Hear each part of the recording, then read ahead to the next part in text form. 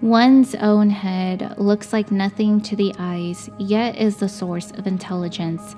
So the vague, void-seeming, and indefinable Tao is the intelligence which shapes the world with a skill beyond our understanding. Reason cannot be trusted if the brain cannot be trusted, since the power of reason depends upon organs that were grown by unconscious intelligence.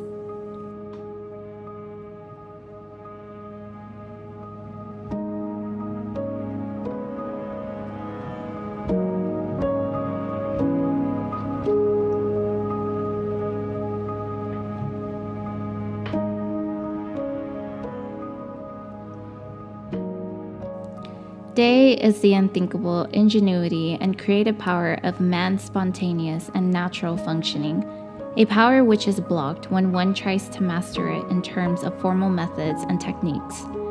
It is like the centipede's skill in using 100 legs at once.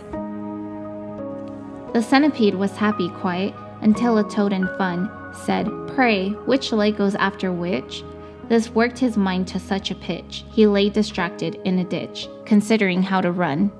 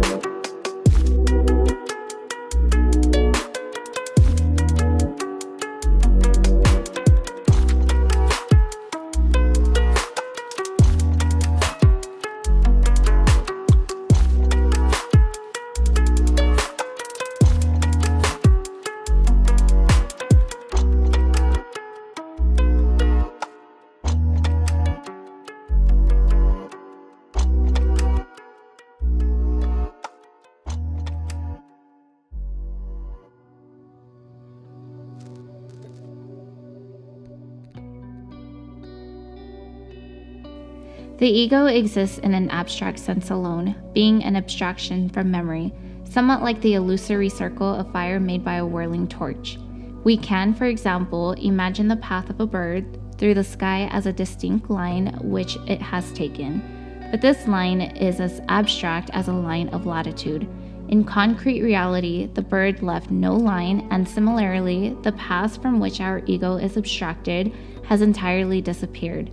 Thus, any attempt to cling to the ego or to make it an effective source of action is doomed to frustration.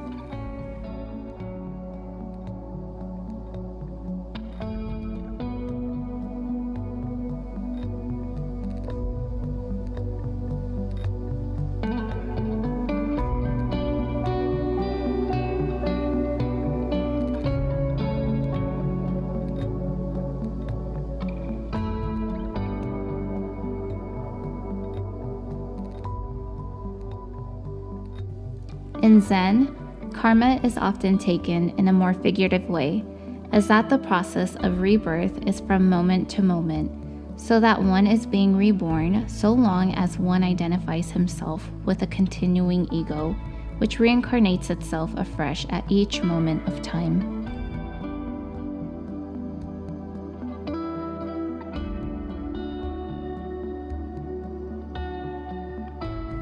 The genuine Zen flavor is when a man is almost miraculously natural without intending to be so. His Zen life is not to make himself, but to grow that way.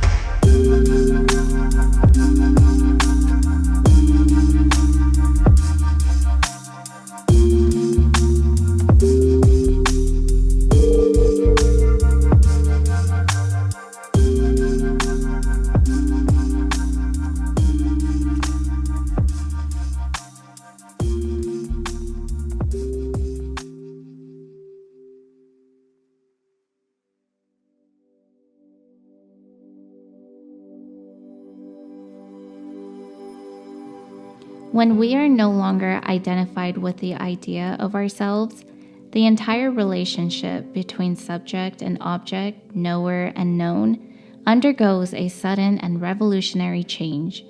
It becomes a real relationship, a mutuality in which the subject creates the object just as much as the object creates the subject.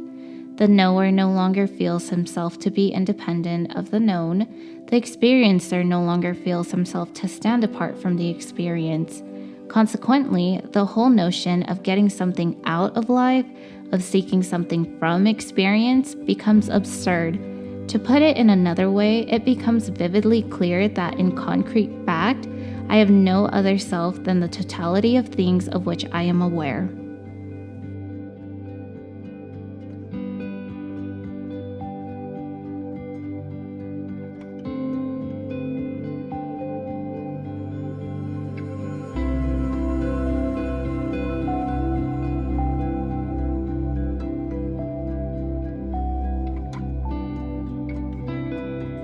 It is true that, when pressed, every attempt to catch hold of our world leaves us empty-handed. Furthermore, when we try to be sure at least of ourselves, the knowing, catching subjects, we disappear. We cannot find any self apart from the mind, and we cannot find any mind apart from these very experiences which the mind, now vanished, was trying to grasp.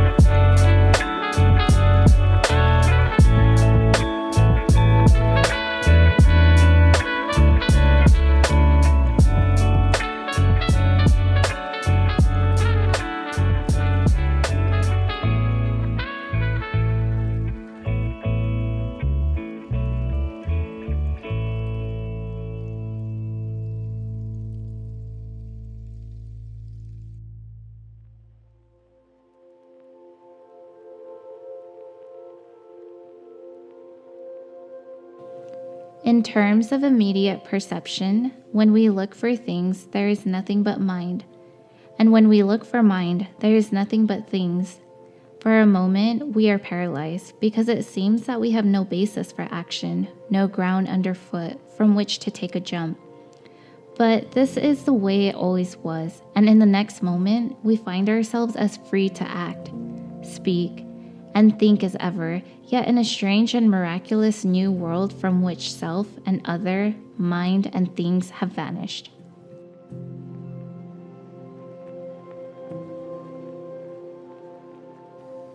Like a sword that cuts, but cannot cut itself.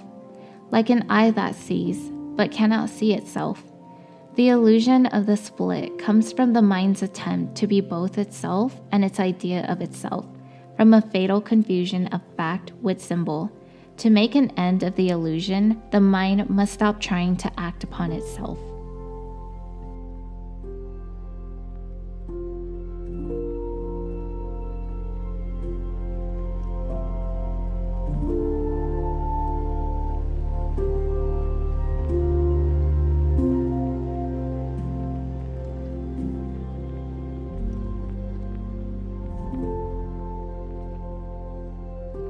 Reality itself has no meaning, since it is not a sign pointing to something beyond itself.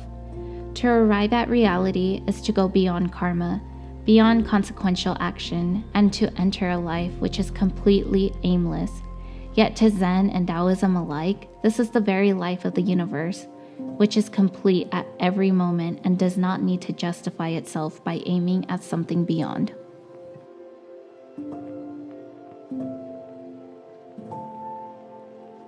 To the Taoist mentality, the aimless, empty life does not suggest anything depressing. On the contrary, it suggests the freedom of clouds and mountain streams, wandering nowhere, of flowers in impenetrable canyons, beautiful for no one to see, and of the ocean surf forever washing the sand to no end.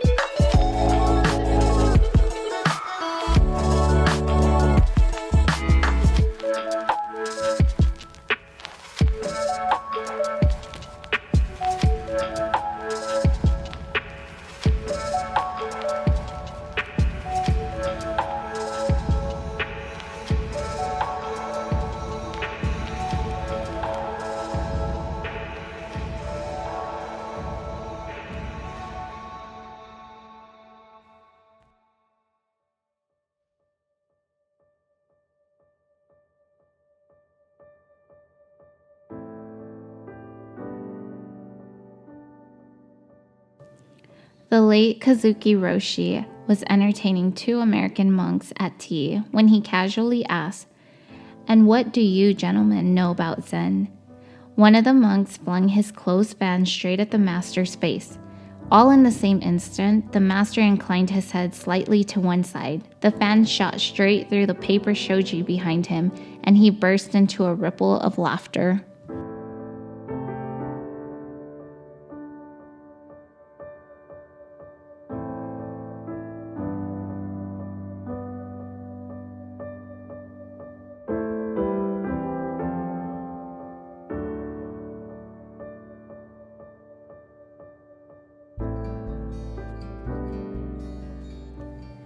To practice with an end in view is to have one eye on the practice and the other on the end, which is lack of concentration, lack of sincerity.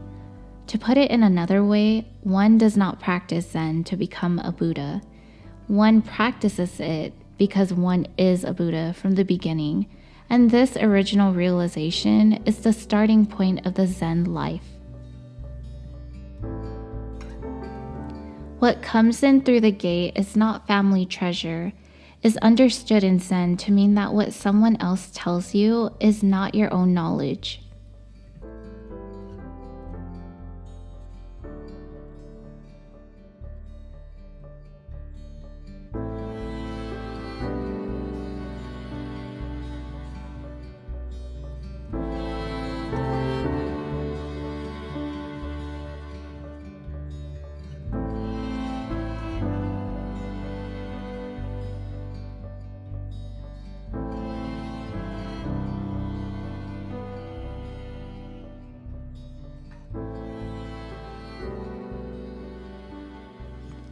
Everyone knows that the Buddha nature is within oneself and is not to be sought outside, so that no student would be fooled by being told to seek it by going to India or by reading a certain sutra.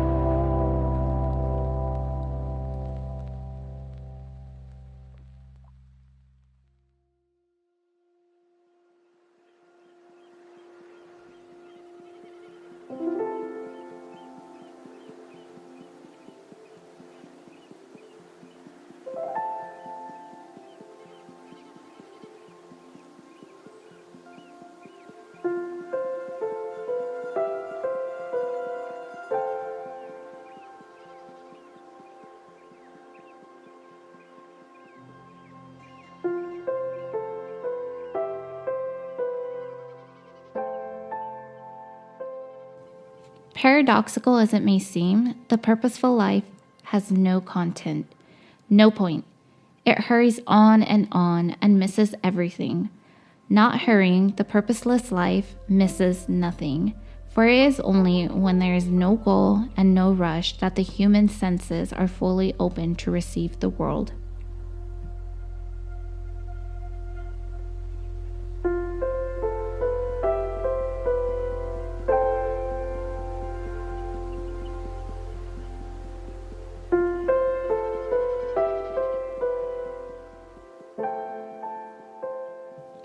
The stars on the pond, again the winter shower ruffles the water.